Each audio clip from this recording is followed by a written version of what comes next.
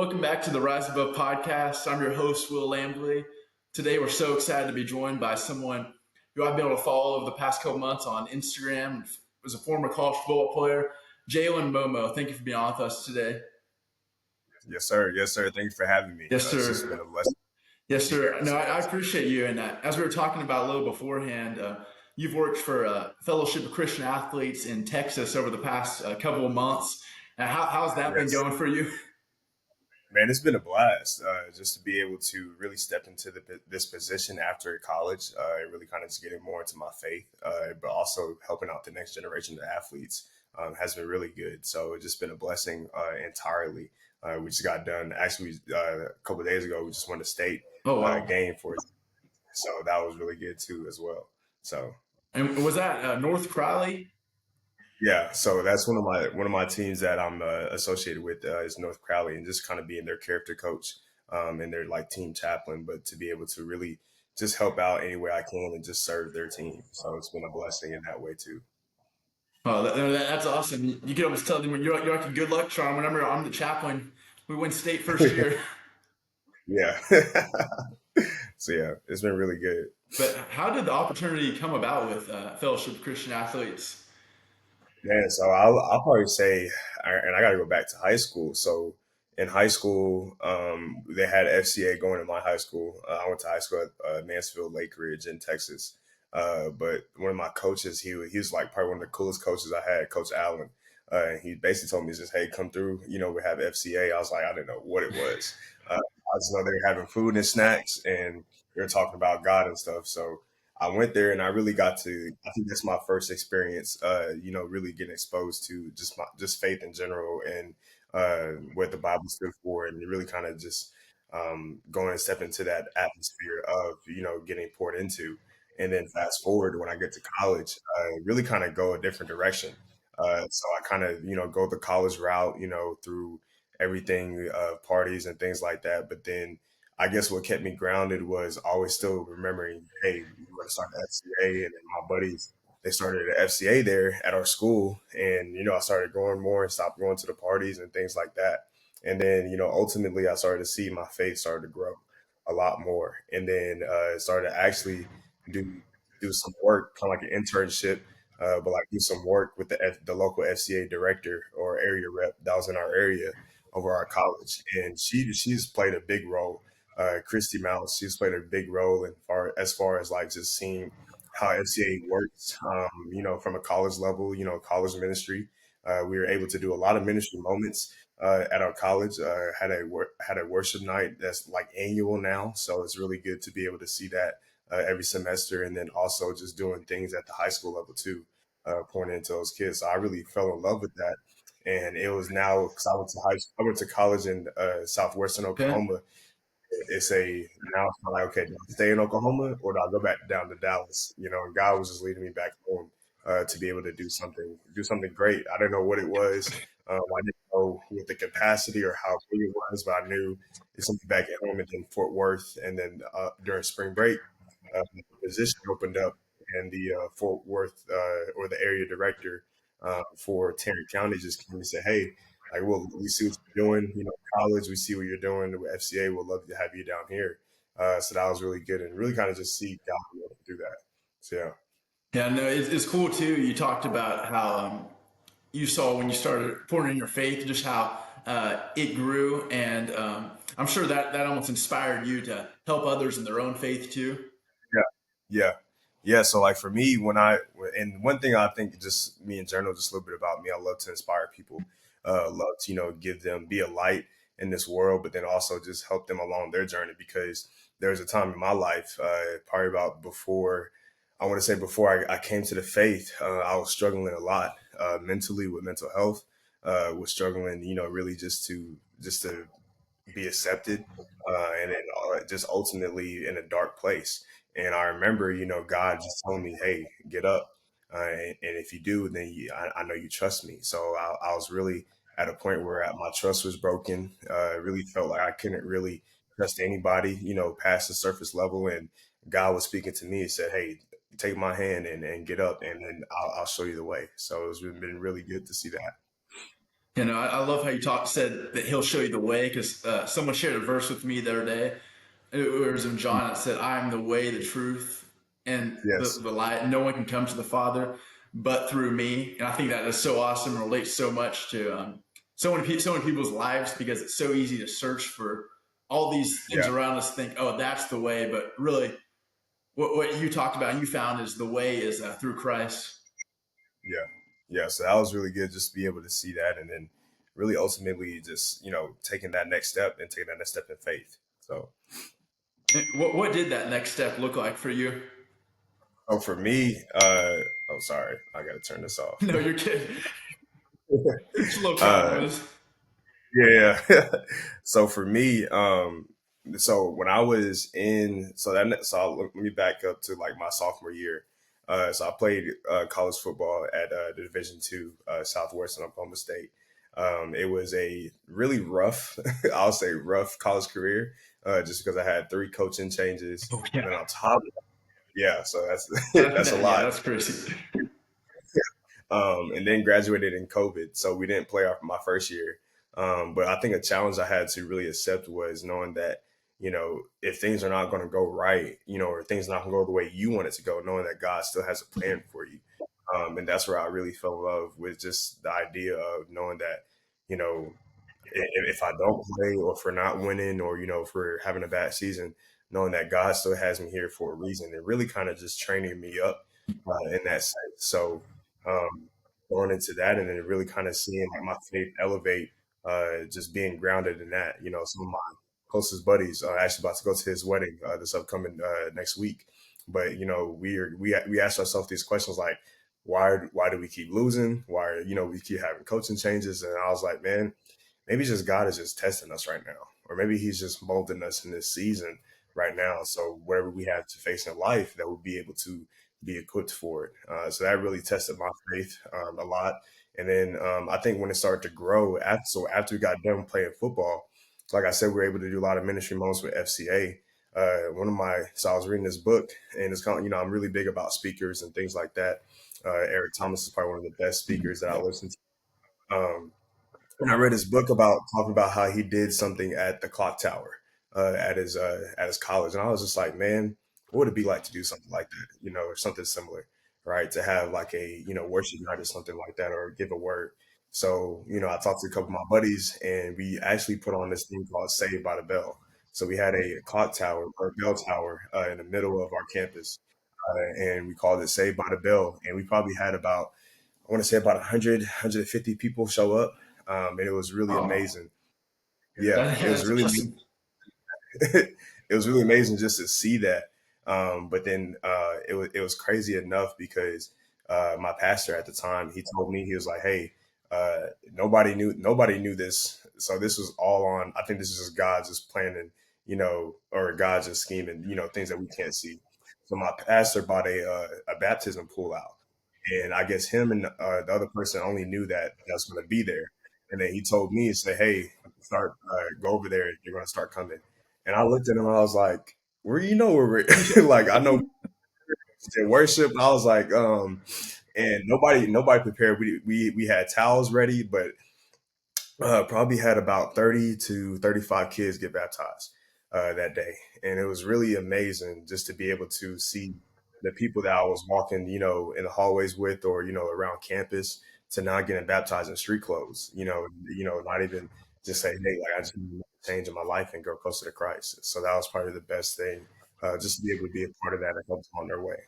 That is awesome. That's so cool to see how we put a focus on Christ and just do what He's calling us to do. How just like how it says in Ephesians 3, He truly can do immeasurably more than we could ever think of or imagine. Yeah. And Yeah. and I think that's cool too, and even something you're probably able to share with your athletes too about you're an athlete, and were some of the people Mhm. helping you with this event too also athletes? Yeah, yeah. So there were athletes, there were people who just worked for the church, but then also just I think what was amazing to just see it was just regular students that were Yeah, just that wanted to is help out, awesome. So that was really good too as well. Yeah, no, that is so cool, and I'm sure you're able to share with your athletes now, like how much influence they have, not over just athletes around them, but just like in that instance. all the students at the campus. Yeah, yeah, yeah. So a lot of the athletes that I talk to now, I tell them it's like, hey, like you guys, and I break it down like this. I said, don't just think about your position, think about your role, Hmm. right? And knowing that, you might be a football player or knowing that you might be the quarterback or, the starting, DB, but knowing your role on the team, but then also knowing your role within the school and being the body and being a part of the body of Christ. And, for you, a lot of people are looking at y'all, every day. So if you show, what God is doing in your life, they're going to reflect back and man, I love what they do, but man, God is working on them so much. What can God do for me? And I tell them, just consider that, knowing your role is bigger than your position. That's so important. I think it's so cool when we know our role for anyone, whether it's a high school athlete or on their team too. Just whatever the gift God has given us, and just to see. I think one of the coolest things is just seeing someone and seeing how God's working in their lives. I think it's one of the most contagious things to be like, whether it's just someone loving you or just whatever it is. I think it's so cool, and especially to see it from high schoolers and Yeah, I love seeing it, especially in sports when they're going through those hard workouts. But they're like, hey, we can keep going because this isn't about one person. yeah, yeah. So And what have some of your roles looked like with FCA over the past couple of months? man, it's been great. So it's changed from because FCA is such a dynamic. Yeah, that's so Uh, true. it's such a unique thing in it, and I get questions about it all the times. Like people ask me, "Are you a coach? Are you a pastor?" And I was just like, "Man, I'm just doing ministry." But so one of my I guess one of my roles I can probably say is being like a character coach, and I think that's really big. I think that's really big on the high school level, just because kids deal with a lot, Yep. especially high school kids deal with a lot. Off the field, especially you have a big program, they got the eyes on them constantly, and then you just have the world just trying to use them, for their athletic ability, but nobody really asks what's really going on, so. I think it's just a blessing for me to be able to be there for them and ask those questions like, hey, what's going on? Or like, hey, like what you really dealing with? So that's kind of like one of my roles. And another role is kind of being like a team chaplain. So kind of, I'll bring you messages, every week and bring or connect like and things like that to a team or just whatever huddle that we have too as well, which is really good and unique to see because you're not just uniting the team together, you're uniting the community from different backgrounds, and then also just different churches helping out too as well. So kind of just being like a pillar, or I guess like a very unique pillar between the school districts, the community, but then also the sports too as well. So it's really, really, really good. That's awesome. And I think it's cool that I saw in your last Instagram post that, so do a lot of the kids call you coach? Yeah, yeah, yeah. They'll call me Coach Momo, which is, I mean, it's actually pretty good just because, like, I think just the title Coach Momo just sounds a lot more cooler. Yeah, Um, yeah, yeah. I think it's cool too because it shows a lot of those kids too. Like as Christians, like we're all in ministry. yeah, We're all called to love others and make disciples. yeah, So yeah, no matter what their role is too on their team, whether they're best player or someone's never going to get in, they can all make an impact. yeah, yeah. That's very true. Very true. What have been some of the biggest lessons you've learned over the past couple of years in your faith as you've taken on more of a leadership role? I'll just say, just take it on a leadership role. I think one is just take it one day at a time. Yeah, that's Um, so important.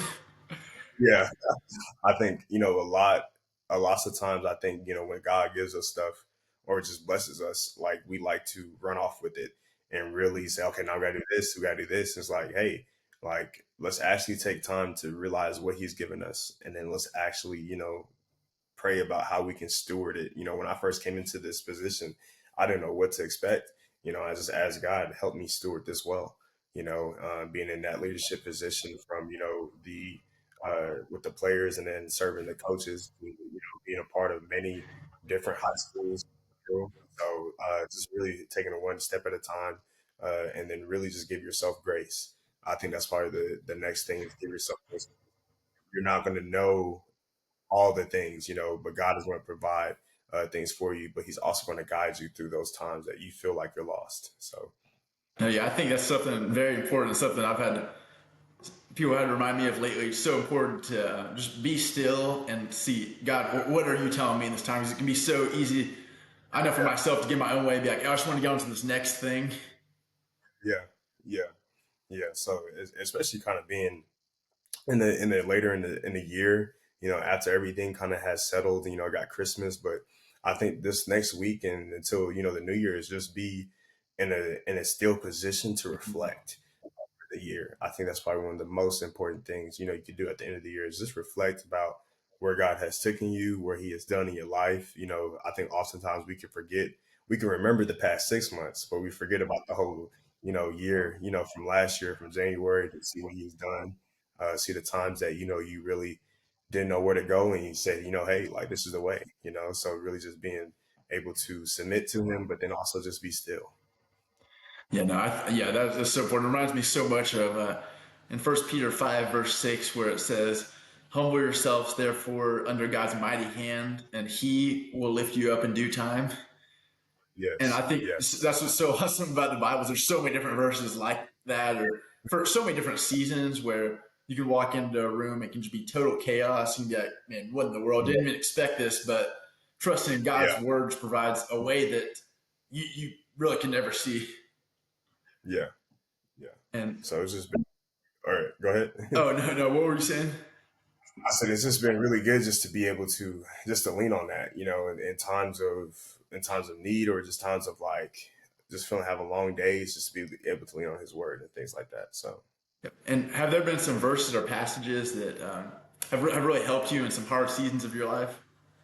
yeah, so James is actually so I actually had to my church it was kind of amazing just kind of see we're going through James and then when you face various trials have or consider it all joy. I think that's I'm not good at reciting, but I'm good at I know what it's talking Yeah, about yeah. though. No, But going through James and really just dissecting that, I think that's probably one of the been the most, especially this time when you have been changing jobs, changing of sceneries. Again, I said I was in Oklahoma for about 4 years. Now coming back to Dallas, it's a whole different, whole oh different yeah, thing. no, completely different. And really just trying to be able to say, you know what, okay, God, I'm facing all these challenges, I have all these things, but have joy within it, find the happiness. So it was really just when I had that joy and I actually, been able to find it, it made it things a lot more easier when I face trials. And still going to face them, still facing them today, but be able to see it from a different lens. So yeah, No, and I love how you said it makes things easier when you face trials because I mean I love the acronym for joy: Jesus, others, yourself. Because it's almost hmm like you might be facing a situation where it's just chaotic and you don't understand. But when you're yeah, focused on Jesus, others, yourself, you can realize that, okay, this might be hard. Even though it's hard, someone else could possibly grow in their faith with Christ hmm because I'm going to choose joy. yeah, yeah. And I think it's one, Yeah. one of the coolest things about making that decision to choose Christ. Yes, yeah, and it's really good to be able to do that because, like, you think about that. It's like when you face trials, if you face something thinking about yourself, then it's just like you're not thinking about the impact that Jesus will make in you to help somebody else come to the faith, right? And for me, even with going with FCA, I wanted to go into teaching and coaching, for when I graduated, but like God was just telling me, hey, FCA is going to be your route. Uh, in this season. So, really seeing the impact that we had over just as, or God, the impact that God has had over the past 3 or 4 months has been amazing, on this community, on Fort Worth in general. And so it's been amazing. And then that's so awesome just to see how God's working. And has there been Yeah. some moments over the past couple months where you've been able to say, man, God just had his hand on all of this? Yeah, yeah. So it was actually probably one of the most recent time was we had a huddle. For people that's watching, like the huddle is kind of like your typical FCA meeting, and it was something I was driving up to, a normal day after school huddle, and I was driving up, and I was just like, man, like God is just telling me something right now, and He's telling me to do an altar call. I kind of, sometimes I'll bring a message or have somebody speak. But like this time, he was really just saying, "Hey, like do an altar call," and this is in the playoffs. And it's probably right before one of our big games, and I set the scene, set up the message, talking about, and I think this time we're kind of going through Advent, talking about joy, peace, and hope. In that sense, but then also talking about like what is the true reasons for the seasons, and kind of guiding them that way, and then followed up with the altar call. It's like, hey, like Jesus is the way, Jesus is the true reason for the season, and I don't want to assume that all of you guys have accepted Christ, but I just want to make this invitation and really told my leadership team, say, hey, y'all get ready because y'all gonna have to start praying or help me start praying for your teammates. And one by one, we had one of the starting, like two or three starters that came up, and then they started following too as well. So we probably had about 8 to 9 kids that came up, and it was just amazing just to see that, see them really accept Christ for that time, but then also just take that step in faith. Yeah, Well, that's so awesome, and especially during a football season with so much going on, for those guys to like put their focus on the main thing, that's just so powerful. yeah. So it was really good to see that, and then I think another time it was just we had this, well, the things are fields of faith. Oh yeah, no, I love Um, Fields of Faith. Yeah, Fields of Faith is amazing. So we actually had one here in my hometown, Mansfield, and just to see all those kids come out and be a part of it, kind of again seeing what it is to have a Fields of Faith and what it takes, but then also to see all the connections from just different people around. Me kind of coming back to the area and people like, hey, I remember you when you played at your high school. I was like, yeah. It's like, what are you doing now? It's like, oh, well, I help put on this event and things like that. It was like, wow. So just kind of seeing that full circle moment. That is cool. We're talking about you helped put on that event because I'm sure for you get a question a lot of times from people like asking what you're doing now, and when you say you're working Yeah, for FCA, that's almost an opportunity for you to share your faith right there. yeah, it is, and it's amazing too because So another thing, I like to go play basketball.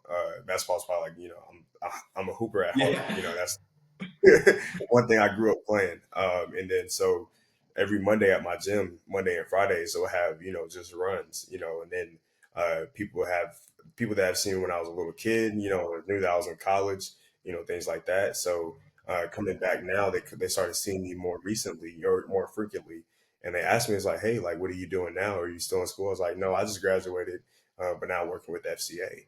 And they're like, "Oh wow!" So like, wait, how'd you get into that? And kind of just break it down and tell them the story, but then eventually just tell them about like what God has been doing in my life, and kind of just tell them about my faith and tell them about how good God is, to be able to bless me with a ministry, but then also with more, So just be able to see that and tell them that.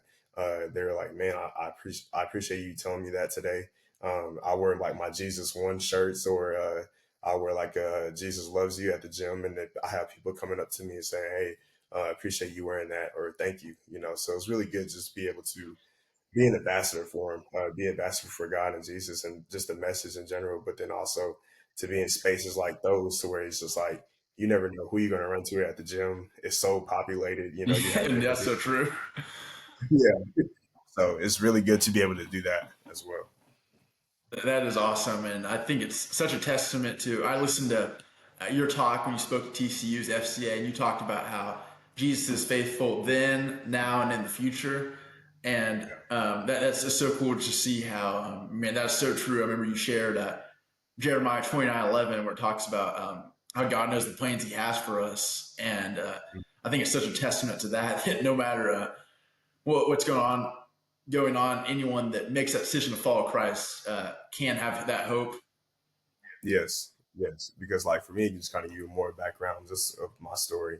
So I didn't grow up in a church at all. Didn't go to church camp or anything like that. So again, like FCA was a very vital point where I started to experience God and just the message in general about how the message of Jesus Christ. But then when I got to college, that's when I got more serious about my faith and really get my life to Christ, and then ultimately just giving him my yes.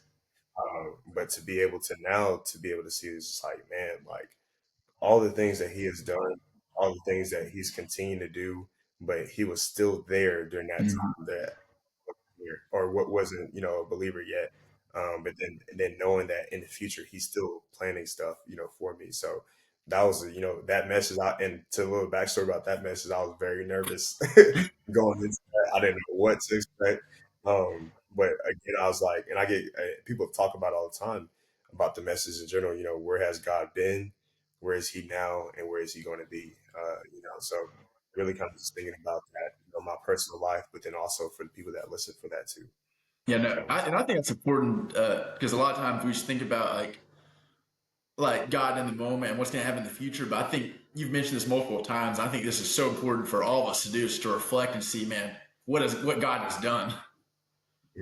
yes, yes, Because I think just looking back on what God has done, just showing, man, that God was faithful and will be faithful. And reminds me so much of John 13:7, where, which is funny, you talked about speaking at TCU because one of my friends who used to play quarterback at TCU, but he was at North Texas this past year, a verse that me and him have shared with each other. It was John 13:7, where it says, these things that are happening to you right now, you might not understand, but later you will. And I love that because Jesus told that to his disciples before he went to the cross. And obviously they had no idea what was about to happen.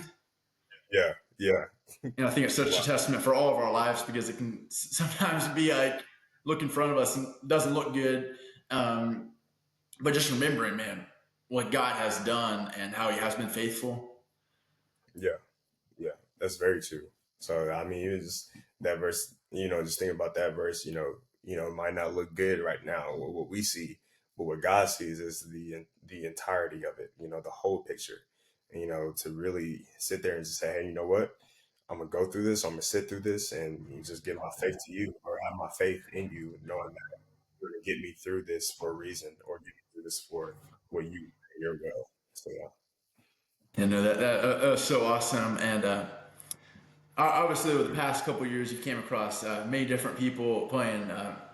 We're just playing high school football in Texas because everyone knows Texas has the biggest high school football, which so some people argue in other states, but being from Oklahoma, I know Oklahoma can't really argue. no, But being from Texas, then playing college football in Oklahoma, now being back in Texas, many people have came across you. If there's yes, one thing you want people to know you for, what would you want that to be? man. I think if I had one thing for people to know me for, just to be able to live your life to the fullest with God by your side. Mm. I think that's probably one of that's kind of like my message.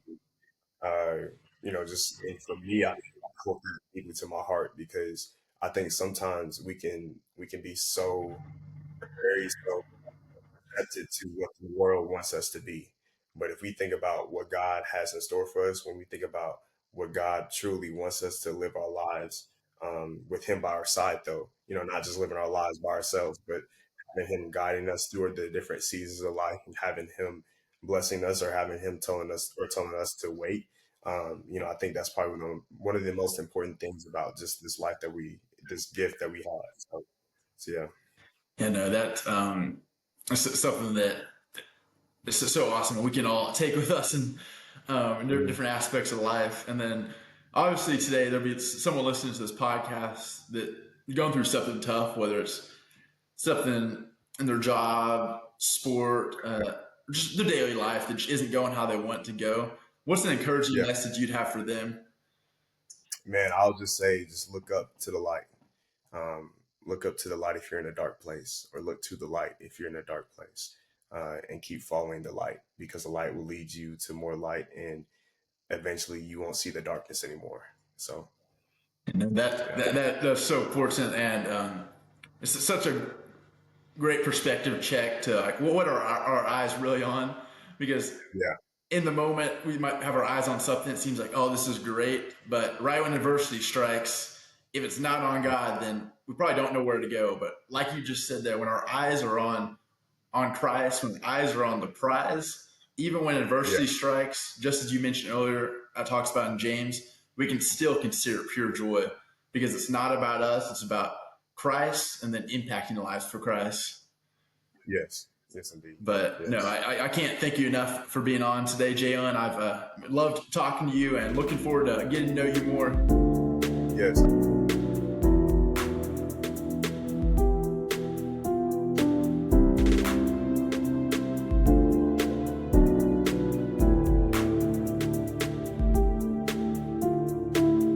Thank you for listening to the Rise Above podcast. Don't forget to subscribe on YouTube and as well as follow us on any streaming platform at The Rise Above Podcast. And don't forget the. Everyone have a blessed day.